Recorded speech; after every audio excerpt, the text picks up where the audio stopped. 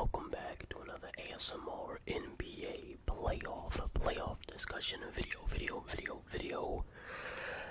It's times like this where I wish I owned a harmonica to play a very sad song.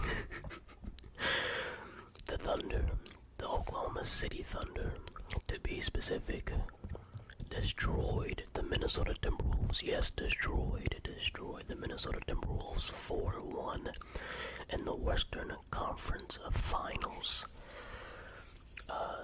With that being said, that now makes our playoff prediction record 7-7, because going into the conference finals, well, really 7-6 because the Knicks didn't lose yet, and that was my other prediction. So right now we're 7-6 after Oklahoma beat the Timberwolves. I'm gonna be showing you guys different pictures and stats and stuff on the screen as I talk, and make sure you check the description for different topics talked throughout the video. I won't forget this time. All right, so yeah, man. We are 7-6 in our predictions because we were 7-5 going into the conference finals, which is not great but not bad. We did pick the Timberwolves to win this series in 7. I also picked the Knicks to win in 7.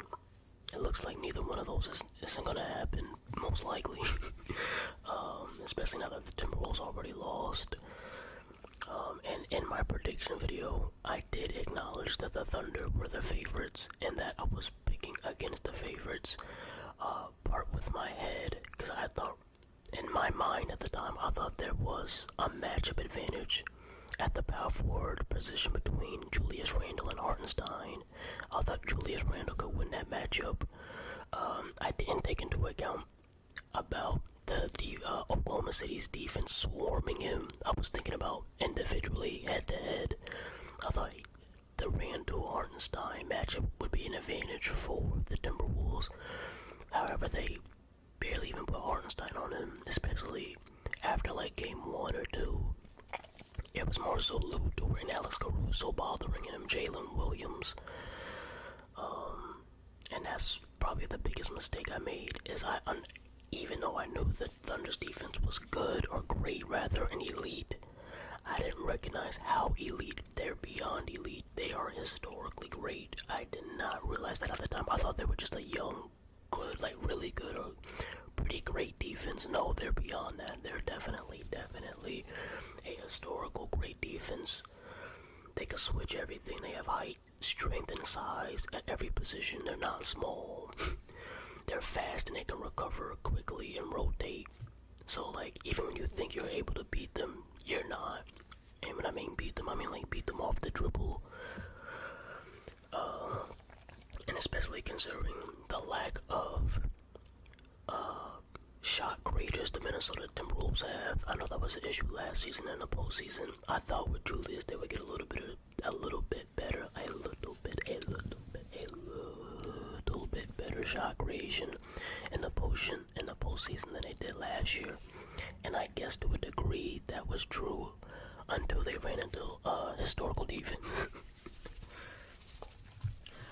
But you really gotta give credit to SGA. He was the best player in this series.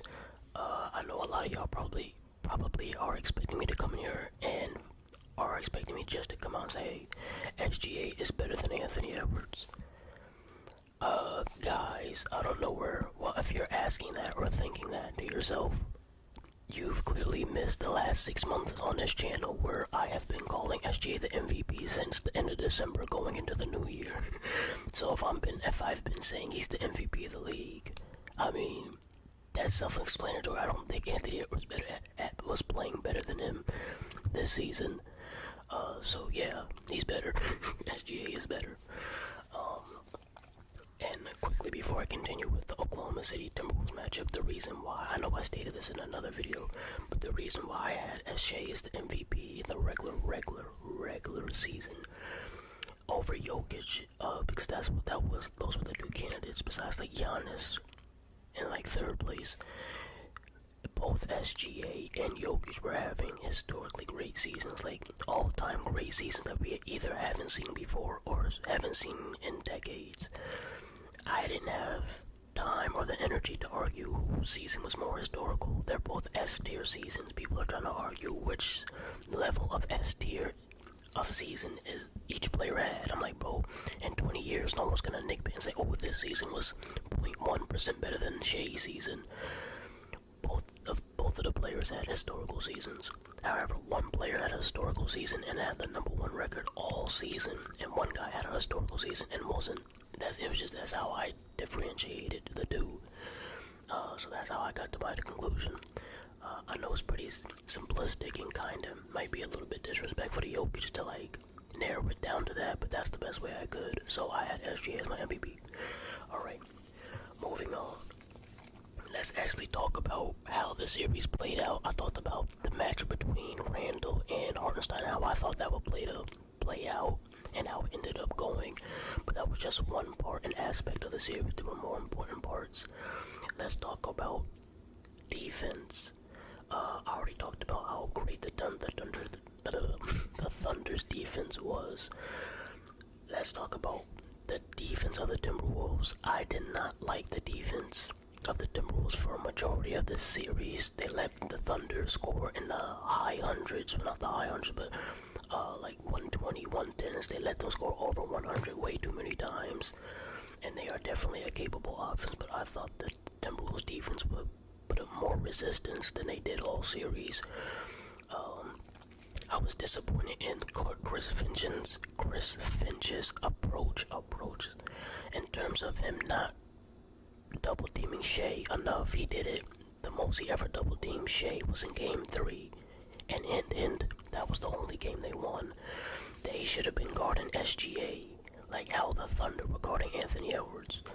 And this is not a cop-out or an excuse for Ant, even though he's only 23 or whatever. The way they were guarding Ant, he was seeing 2 to 3 bodies every single moment, just about. Like literally, I think I saw a stat that said that Oklahoma City was double or triple teaming him 45% of the series. That is crazy. That is the method and should have been the strategy that the Timberwolves used against SGA, because that's the best way to guard him, is to turn him into a playmaker. Even though he's an above average playmaker, he is not Luka. So turning him into a playmaker and making him hesitate and not allowing him to walk into mid-range jump shots like they did continuously, especially in games 1 and 2, in games 4 and 5.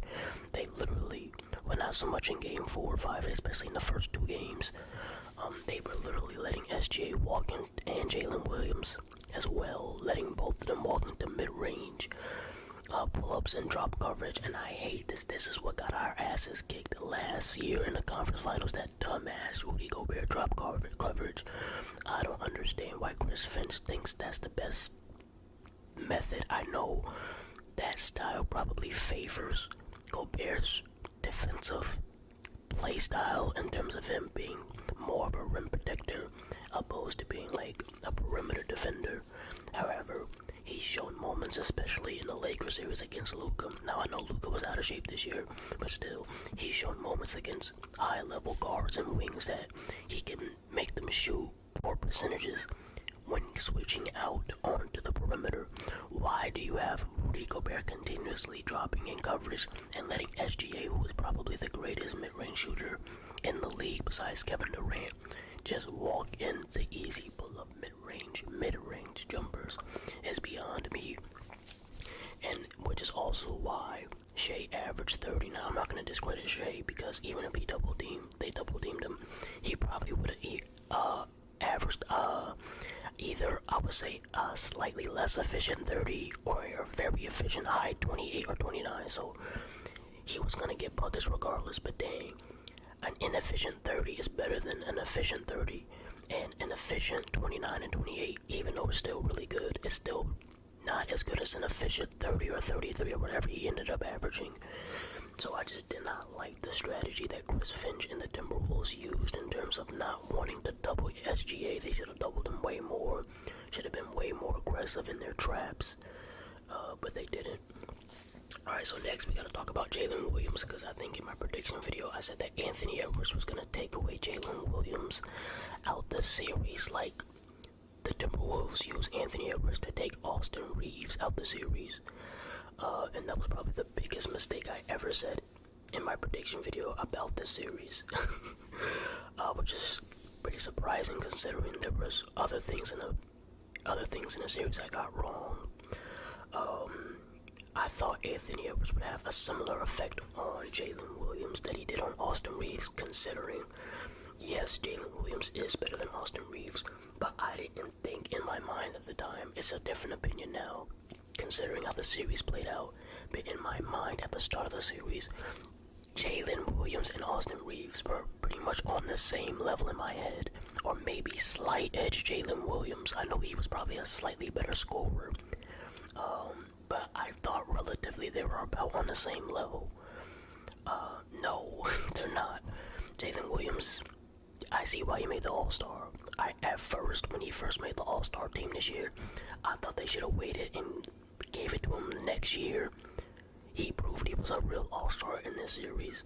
Now, did he play like that in the regular season offensively? Now, defensively, yes.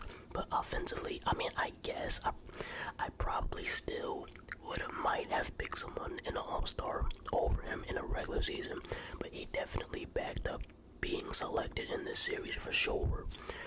And throughout the playoffs, I know he had some troubles in a couple series, especially against Denver in a couple spots. But now he showed his worth. He's definitely an all-star. Anthony Edwards was getting worked by him. And even when it was Jaden McDaniels, who was the Timberwolves' best perimeter defender, Jalen Williams still found a way to get to his mid-range spot. He actually closed the game out. I forgot what game was that. Was that game 4? It was either game 4 or game 2. But he had like 16 points in the fourth quarter. I think it might have been game 2. But he closed the deal, and he closed the fourth quarter for the Thunder in one of those games. So shout out to Jalen Williams. I underestimated your offensive game. Next, what should we talk about? I talked about both defenses for both teams. I talked about how SGA is the MVP and how good he is, and how he's better than Ant right now. I still think Anthony Edwards is gonna have the better career. He won the battle, but he's not gonna win the war. I promise you. What else could we talk about? Oh yeah, the Timberwolves clearly need another shot creator and a real point who can play playoff minutes and not be a liability on defense. Now, I know I could say play Rob Dillingham. However, that would kind of contradict what I just said, because even if you do play Rob Dillingham, he still probably wouldn't be playable in the playoffs defensively. But at this point, you gotta give it a shot because you moved up in the draft to get him, and I do think he's really good. But I don't know if just throwing Robert Dillingham in this series would have made a difference. But at least you have him going forward.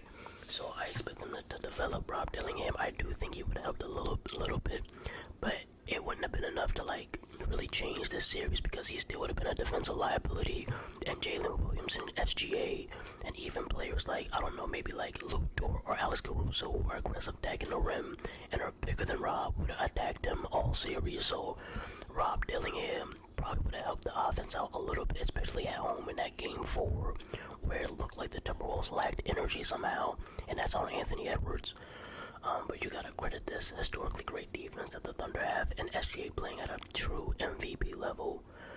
But yeah, man, Thunder's Pacers is probably gonna be the finals. I'll make my prediction on that, and I'm out. Peace. Hey.